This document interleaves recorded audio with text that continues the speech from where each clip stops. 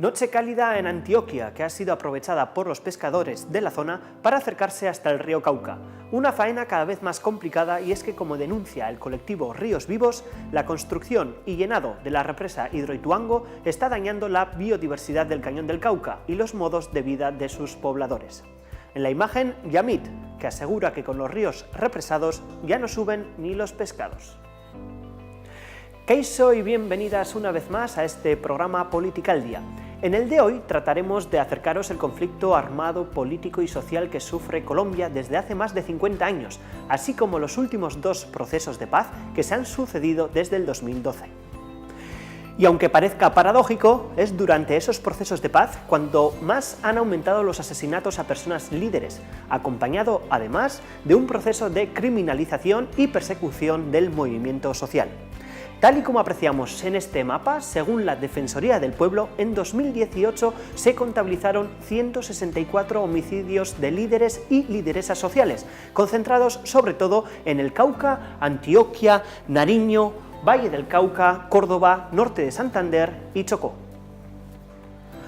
Una cifra que se une al histórico de asesinatos que hay desde el 1 de enero de 2016, año en el que se firmó el acuerdo de paz con las FARC, hasta el 30 de noviembre de 2018, que es de 423 según el mismo organismo. Y es que la guerra se incrementó en los territorios dejados por las FARC tras su desmovilización, siendo ocupados por grupos paramilitares, el ELN y otros actores armados que se disputan el control, principalmente para el narcotráfico o la minería ilegal. Pero si cruzamos la localización de los asesinatos de líderes y lideresas con este otro mapa, entendemos que esos homicidios no son casualidad. Todos ellos se concentran en las zonas con mayores intereses económicos y geoestratégicos para las multinacionales extranjeras que operan en Colombia, unas multinacionales que pretenden impulsar las 5 locomotoras del desarrollo ideadas por Juan Manuel Santos, como la minería, que criminaliza la extracción del oro de manera tradicional y ancestral frente a la de gran escala.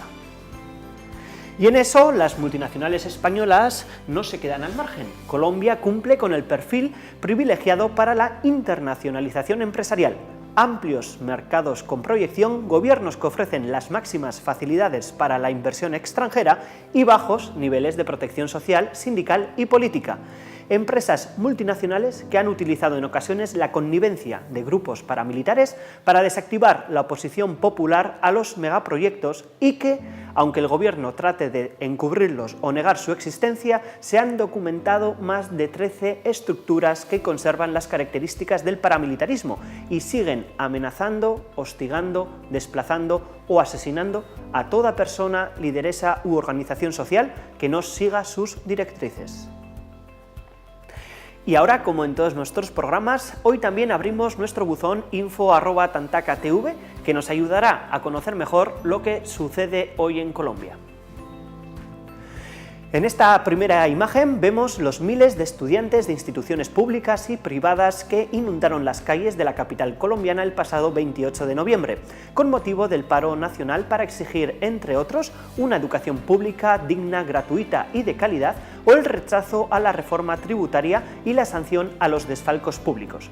Unas marchas que fueron fuertemente reprimidas por el SMAT, Escuadrón Móvil Antidisturbios, con la utilización de gas lacrimógeno y detenciones en todo el país. En esta otra podemos ver la Comuna 13 de Medellín. Pese a la construcción de las escaleras eléctricas como referentes del progreso y futuro, la realidad es que la violencia paramilitar ha aumentado en los últimos años. Algunos piden que se inicie otra Operación Orión, un operativo militar llevado a cabo bajo la presidencia de Álvaro Uribe en octubre del 2002 por el Ejército y la Policía, con apoyo de paramilitares en la Comuna 13, que solo sirvió para consolidar a los grupos paramilitares en la zona y causar un número aún indeterminado de civiles muertos. Con esta imagen nos acercamos hasta Buenaventura, una ciudad anclada en la orilla del Pacífico colombiano y poblada en su mayoría por comunidades afrodescendientes. Su historia es una constante de exclusión y marginación.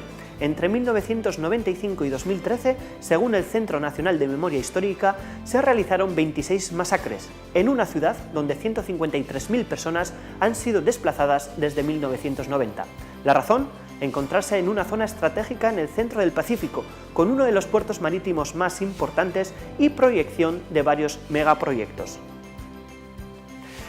En este contexto de guerra, el Consejo Regional Indígena del Cauca, una de las experiencias de lucha étnica más importantes de América Latina, ha creado la Guardia Indígena, un colectivo compuesto por niños, mujeres y adultos como instrumento de resistencia para defender la vida y su autonomía en defensa del territorio y del plan de vida de las comunidades indígenas.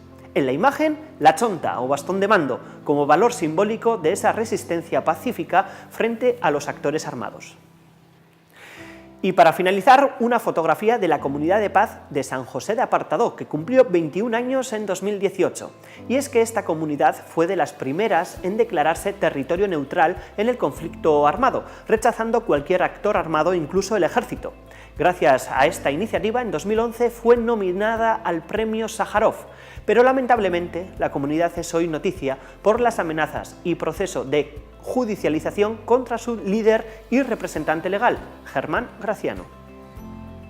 Ya lo ven, hablamos de un conflicto armado que, según algunas fuentes, ha dejado más de 8 millones de víctimas, de las cuales la mayoría de ellas continúan exigiendo verdad, justicia, reparación y garantías de no repetición. Y es que más del 90% de los homicidios en Colombia quedan impunes según cifras de Global Witness. Crímenes de Estado, la mayoría de ellos, como por ejemplo los llamados falsos positivos, una serie de asesinatos ejecutados por las brigadas del Ejército de Colombia que se convirtieron en una práctica habitual entre 2002 y 2009, o el escándalo de las chuzadas, interceptaciones telefónicas y seguimientos ilegales realizados por la antigua Agencia de Inteligencia Colombiana, DAS, durante el gobierno del presidente Álvaro Uribe. Pero aún así, en medio de la guerra, siempre ha habido intentos para buscar la paz. Veamos los más recientes. Tras 4 años de negociaciones públicas en Oslo y La Habana, el 24 de noviembre de 2016, el gobierno colombiano, encabezado por el presidente Juan Manuel Santos y las Fuerzas Armadas Revolucionarias de Colombia, Ejército del Pueblo FARC-EP, firmaron el llamado Acuerdo para la Terminación Definitiva del Conflicto. Un acuerdo renegociado tras la victoria del no en el plebiscito del 2 de octubre de ese año, que debía validar el primer acuerdo firmado en la emblemática ciudad de Cartagena de Indias. El acuerdo, además de asegurar la dejación de armas por parte de las FARC-EP y posibilitar su participación política a través de un partido, también contempla mecanismos institucionales bien interesantes en lo que se refiere a la restitución de tierras o la verdad y reparación de las víctimas. La Justicia Especial para la Paz, la Comisión de la Verdad o los planes de desarrollo territorial son algunos ejemplos, pero la implementación de estos acuerdos está en entredicho en lo que respecta al gobierno colombiano, al que se le acusa de haber hecho trizas esos acuerdos, y no solo por incumplir los mismos, sino también por el escalamiento de la represión, persecución y asesinatos de exintegrantes de la insurgencia. Y el otro proceso al que debemos prestar especial atención es el iniciado en febrero de 2017 en Quito entre el Ejército de Liberación Nacional, ELN, y el gobierno colombiano. Una mesa de diálogo que se trasladó a La Habana en 2018 y a la que le dio continuidad el actual presidente Iván Duque. Pese a las dificultades que vivieron los diálogos durante los 2 años de fase pública, continuación de las acciones bélicas, salida de Ecuador como país garante y la incertidumbre de la propia mesa, se consiguió consensuar una agenda, la participación de países garantes y acordar una tregua bilateral de 100 días. Una mesa que finalmente fue desmantelada por el presidente Iván Duque tras la acción cometida por el ELN el pasado 21 de enero del 2019 en la Escuela de Cadetes General Santander, en los que a causa de la explosión de un coche bomba murieron más de 20 policías, una acción legítima de defensa en un contexto de guerra según la insurgencia y un acto terrorista para otros, en los que el ELN no supo hacer una lectura adecuada y realista de la coyuntura política y social actual en el país. Procesos de paz ambos que, además de las insurgencias y el gobierno colombiano, también contaron con la participación de terceros países como garantes o la Iglesia Católica. Pero ahora bien, ¿qué entiende como paz el movimiento social colombiano? ¿Cuál es la paz que quieren construir? ¿Y qué proyecto de país? La respuesta en el siguiente vídeo. La paz transformadora.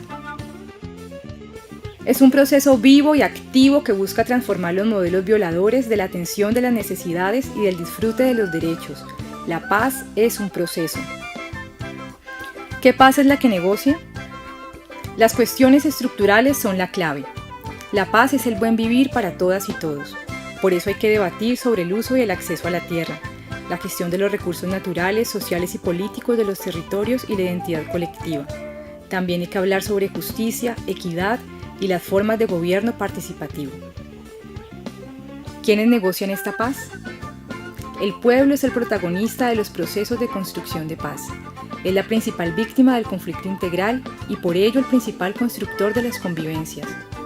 La paz transformadora propone un proceso donde las colombianas y los colombianos sean quienes configuren su propio modelo de convivencia pacífica. La negociación debe asumir lo que se construye en los territorios y no al revés. Tanto el Estado como la insurgencia son actores de guerra. Por eso, las negociaciones con el Estado y la insurgencia son solo un elemento más de un proceso mucho más amplio. Por ello, el levantamiento de la mesa de diálogo con el ELN, junto con el incumplimiento de los acuerdos de La Habana, aleja la posibilidad de construir esa paz que anhela la sociedad colombiana. Al contrario, genera una oleada de rechazo y criminalización que llega hasta las organizaciones populares, empeñadas en una protesta pacífica y transformadora, porque ellas continúan movilizándose por la paz y la exigibilidad de derechos al Estado colombiano. Ejemplo de ello son las mingas indígenas, los paros estudiantiles de los últimos meses, las marchas contra el fiscal general de la Nación o las articulaciones a nivel nacional como Congreso de los Pueblos, Marcha Patriótica, la Ruta Pacífica de las Mujeres o la Cumbre Agraria, Campesina, Étnica y Popular, entre otras. La guerra solo pone en peligro la vida de todas esas personas que cada día trabajan por una Colombia mejor. Por eso es urgente defenderlas y seguir apostándole a la paz. Y finalizamos con un breve relato de Emilio Polo, autor del libro Horas de Guerra, Minutos de Paz, que ha sido publicado recientemente por la editorial Traficantes de Sueños. Colombia, me gusta todo de ti, pero tú no. Agur y hasta la próxima.